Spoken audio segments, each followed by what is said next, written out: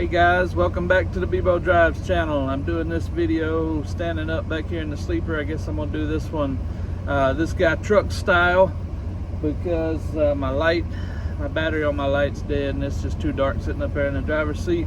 And I'm not gonna open the curtains right now because it is hot up here in Scranton, Pennsylvania. I'm sitting here at the Petro on a 34, waiting on a delivery in the morning. And I got the curtains pulled and the AC going, so if you hear a little bit of wind noise, up the idle's on, and got my fan blowing on me back here trying to stay comfortable because it is warm. Anyway, today I'm going to finally talk a little bit about Kenworth versus Freightliner, the video that I promised you guys I keep talking about, and taking some photos and done a little bit of preparation for it, and finally getting around to do it. They've been keeping me busy, and that is certainly a good thing. One thing I found is that here at Crete, I am not going to have the downtime, the free time that I had grown used to having at CFI, and I'm grateful for that. That's a good problem to have. But a lot of the times when I get parked, I'm ready to eat or go get my shower or whatever I'm gonna do and get to bed. And yeah, I don't really have time to spend on videos like I'd like to. So I'm gonna keep uploading as I can, but I'm not sure exactly what my schedule is going to be going forward as far as regular uploads, but I'll get that figured out as time progresses. I'm getting the whole Crete thing figured out first. That's primary income, primary focus number one right now. So to all of you guys who have reached out to me and given me positive feedback on the content that I put out so far, thank you. I'm still blown away that so many people are actually interested in watching my videos and what I have to say. I know I'm not the most entertaining person in the world, but I do enjoy doing this, enjoy talking to you guys, so I'm grateful that there's somebody out there who likes to watch. And to you jerks out there who feel like it's necessary to comment about how boring I am, sorry, I don't know what to tell you. I am who I am. So to the one guy who commented that he loved watching my videos because he put them on and it would put him to sleep, so I guess I got another bedtime story for you today. So enjoy it. Thanks for watching, and enjoy commenting to yourself.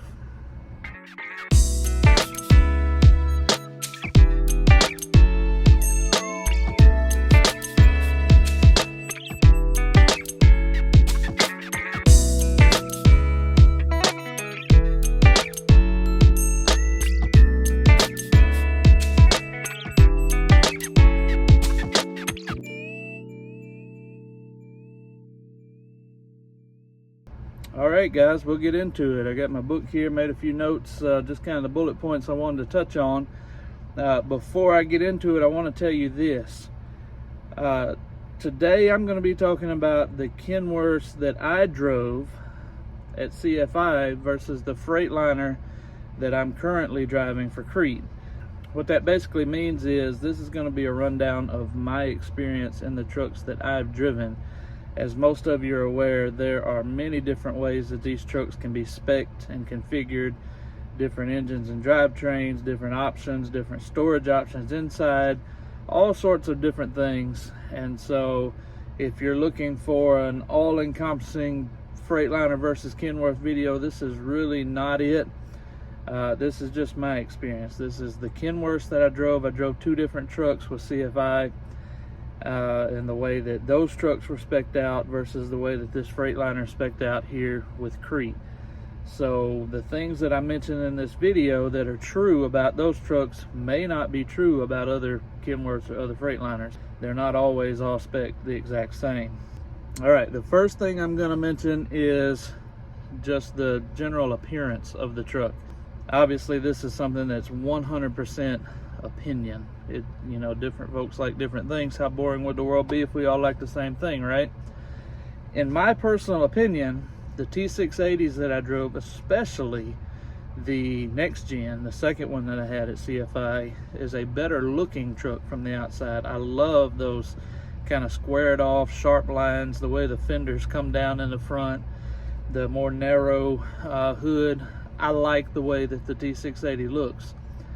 My son likes the wider stance, the wider looking hood, kind of a beefier looking front end when it's coming straight at you of this Freightliner. And I'll admit it's starting to grow on me. The more I look at it, the more I drive it, and I'm beginning to appreciate it more.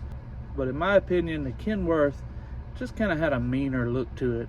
And I like the way that it looked coming at you down the street. I loved those fender lines and those marker lights up on the front fender. To me, they just looked a lot better, but I'll be putting up a couple of photos here. You decide for yourself. Staying on the outside, one thing that drives me absolutely nuts about this Freightliner, and this is an issue with the way that Crete specs them out. I'm sure it's probably a cost thing. I don't know that for a fact, but I'm sure that's probably true. There is no access to the under bunk storage from the passenger side of the truck. On the passenger side of the truck, it's just a solid panel built into the sleeper. There's no door there. I only have a door over on the driver's side. In my opinion, that's severely limiting. The problem that creates for me is it limits how I can set up the interior of the truck. In my Kenworth, I had doors on both sides, so I could access that storage space all the way through underneath the bed, and I could access it from either side. And so I had things that I accessed frequently over in the driver's side, fluids that I accessed slightly less frequently but still needed to get to often were over on the passenger side. Things that I didn't need to get to as often, tools, things like that, were in the middle. And I could even get to the middle of that storage from the outside without ever having to come inside the sleeper and raise the bed up to get to it. I would just take my fifth wheel puller hook and reach in there and just pull out what I needed, and then I'd set it back in there and push it back into place with the hook, and I never had to come inside the truck and raise up the bed to access the things underneath the bed in that storage compartment. In this truck, that's not the case. There is a small compartment that you can access from the outside over on the driver's side. For some really ill-advised reason, they decided to put the inverter there. Instead of putting it up on the wall, they put it down on the floor, put this big metal bracket over the top of it, which takes up probably a third of the storage. Then the way the door hinges out, the hinges take up a bunch of space. It's just that the space is not nearly as big, not nearly as usable as what is underneath the bunk in the Kenworth. So that took a little bit of figuring out exactly what I was going to put over there, how I was going to arrange it so that I could still access it. The entire rest of the storage area under the bed, which accounts for roughly 2/3 of that space, can only be accessed from coming into the truck and raising the bed up. Why that bothers me, in the Kenworth, since I didn't have to raise the bed, I could use this space down here at the foot of the bed between the end of the mattress and the wall. There's a decent sized gap there in both trucks. I could use that space for storage. I can still do that, but I can't store anything that can't be moved easily, because every time I have to get under the bed to access that storage in this truck, I have to move whatever's down there so that I can raise the bed up. So for example, in my Kenworth, I have I've got a 5-gallon water jug with a pump on it that I use for making coffee and cooking and whatever I need water for in the truck. And I put that back in the very back corner. It was strapped in back there, and I could just lean over the bed and hit the tap and get water whenever I needed it, and it stayed there all the time. 5 gallons of water is heavy. That's not an easy thing to move. Storing cases of drinks, things like that, they're not necessarily easy to move. So basically, I keep a spare blanket. I keep my shower bag down here at the foot of the bed in this truck, because those can easily be just pulled up onto the bed, and I can raise the bed and I can slide them back down. It's just really frustrating that every time I need something under the bed, I have to move those things and raise the bed. And so I have to keep that space around the bed freed up enough that I can raise the bed whenever I need to. So I try not to keep anything down there that I don't have to access often. But extra drinks, whenever the fridge runs out of drinks, spare rolls of paper towels, things like that, I keep under the bed. Every time I need them, I have to open that bed. I know it's a minor thing, but it's frustrating. If I had that access, then that would solve that problem. So that little door on the outside, on the passenger side, is something that I really miss. Both of the Kenworths that I drove also had large windows on both sides. You could actually raise the lower portion. It's just like a tiny version of the window in your house. You could raise the lower portion. It had a screen in the bottom, would let a lot of airflow through. It was really nice to be able to open those. If you're in a situation where you just have to blindside in somewhere, you could open the cover on this one on the passenger side, And as soon as the back of that trailer would disappear out of your mirror, it would appear in this window so you could see to blindside when you have to.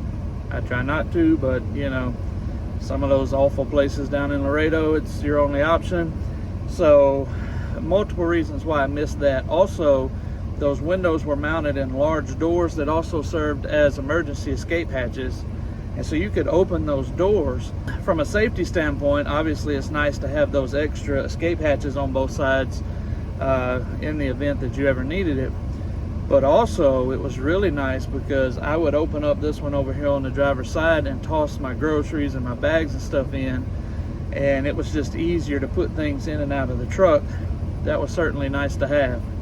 On this truck, it doesn't have the windows, it doesn't have those large doors. Instead, it just has a vent on either side, and you can crack those vents open to a little bit of air in. It doesn't allow near as much airflow through the sleeper, but at least there's something there to allow a little bit of airflow through. One downside is that there's no TV mount in these trucks, so I had to use 2 of the screws on the vent on the passenger side to mount my TV. So now my TV's covering up the one over on the passenger side, so really the only one that's usable is the one behind my head over here on the driver's side. So that's a little bit of a downside, but also not a huge deal. Just something I would prefer to have the setup in the Kenworth. A couple more things on the outside of the truck. The mirrors on this Freightliner. I'm going to say this, I don't know who designed these mirrors, but I hope that they were demoted to file clerk or something and they're never given another job designing things again. The mirrors on this Freightliner are absolutely ridiculous. They're cartoonishly large, and I don't mean the mirror surface area. I actually think the mirror surface area might even be a little bit smaller. I'm not sure about that. But the housing around these mirrors are these big, bubbly, just ridiculous looking things.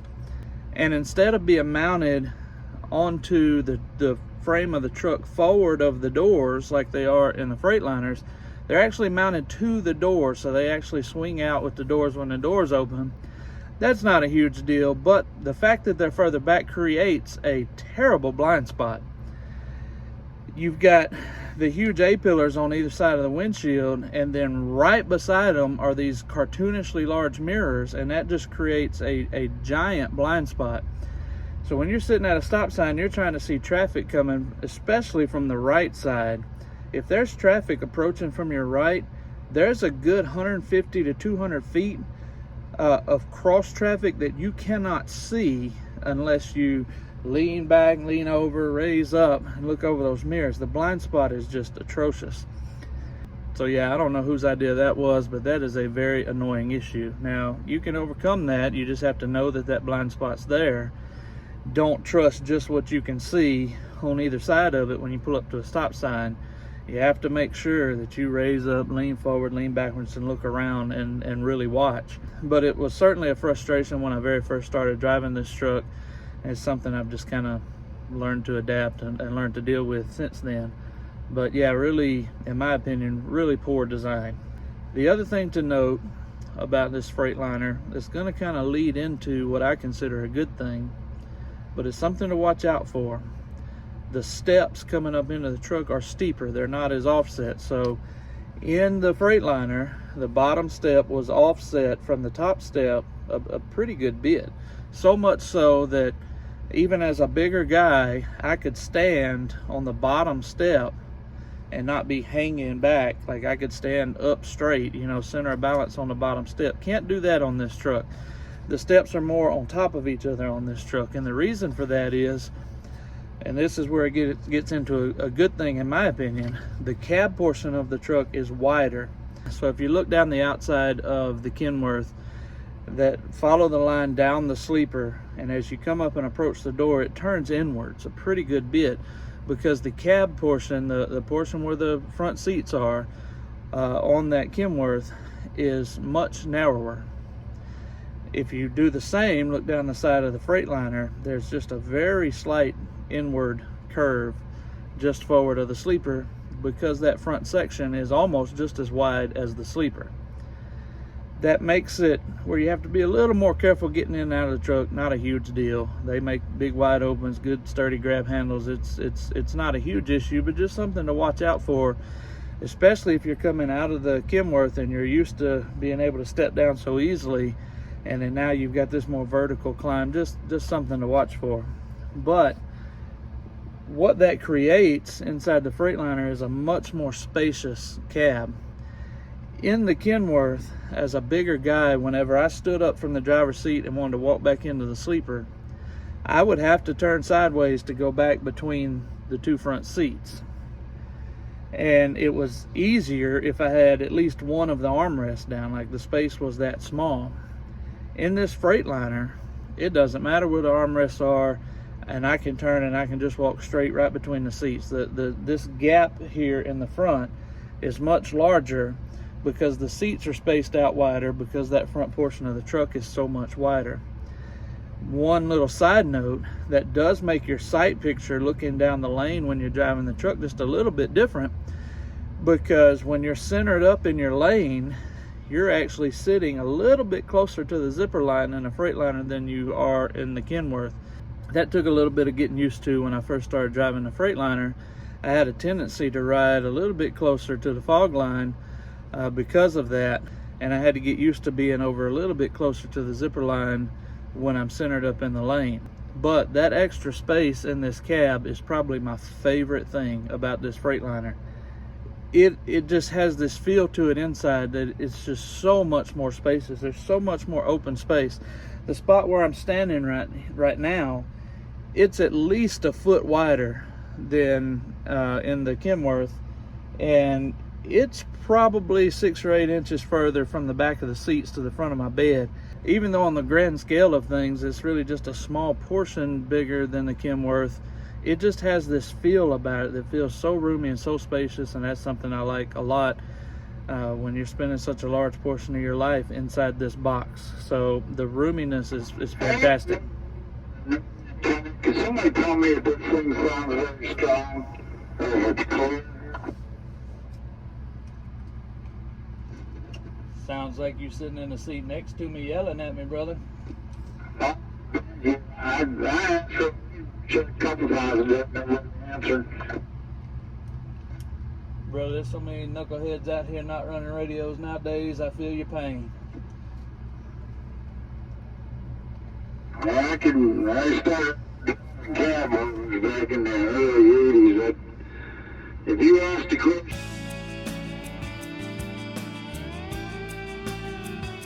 all right, sorry about that. Some fella hollering for a radio check, couldn't get anybody to answer him, and we got in a whole conversation about these knuckleheads out here not running radios nowadays.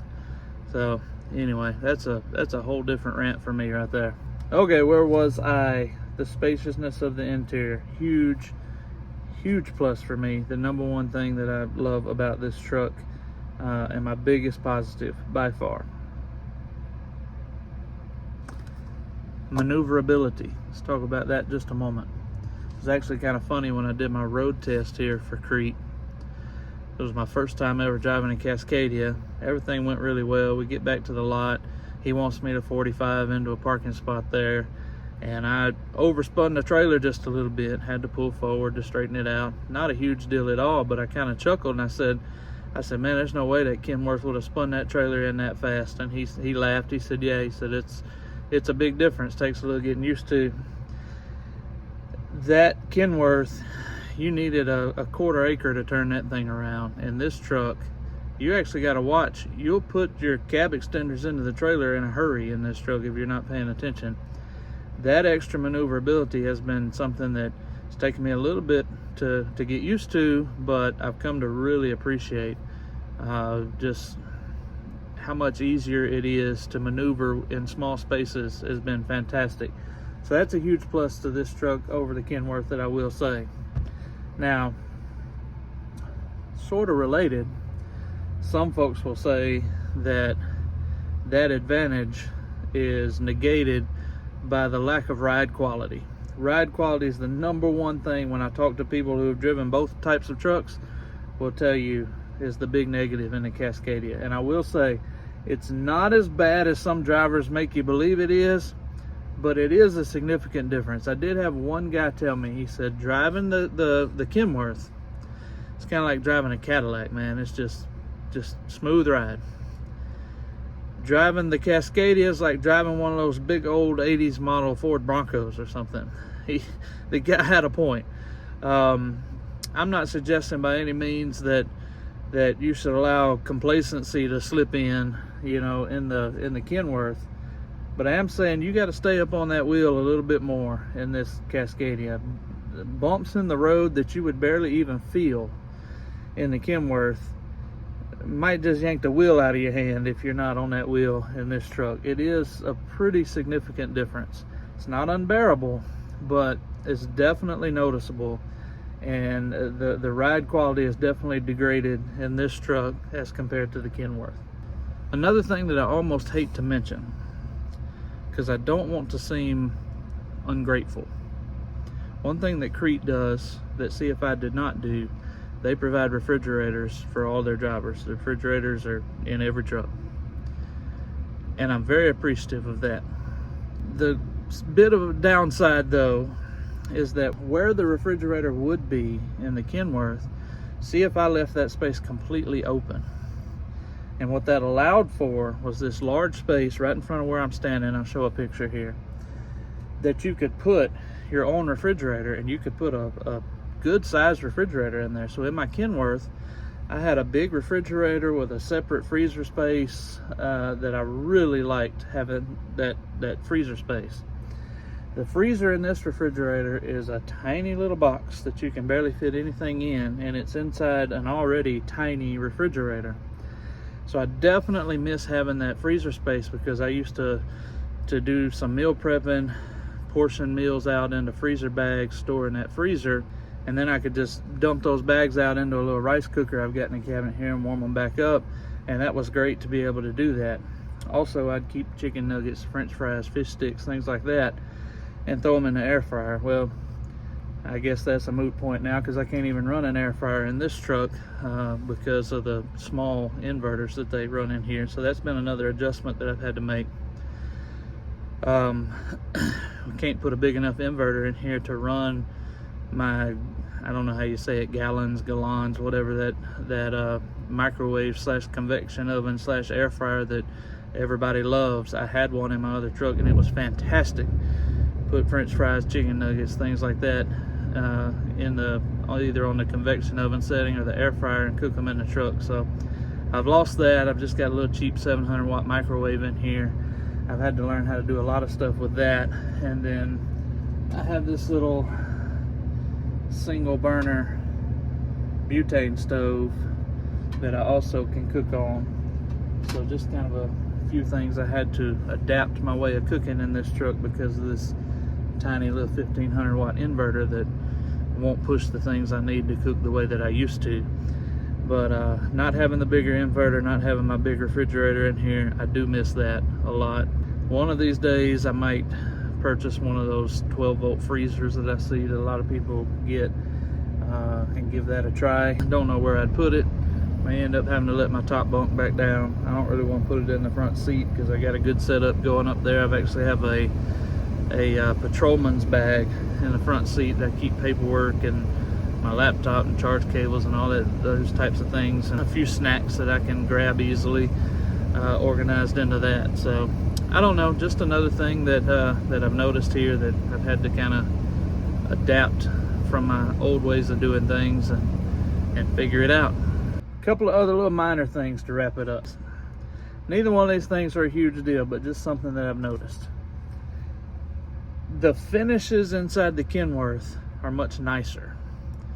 Just the outside of the cabinets, the carpet lining inside the cabinets, everything about those finishes are really nice. Whereas in this Cascadia, everything just feels cheap and plasticky.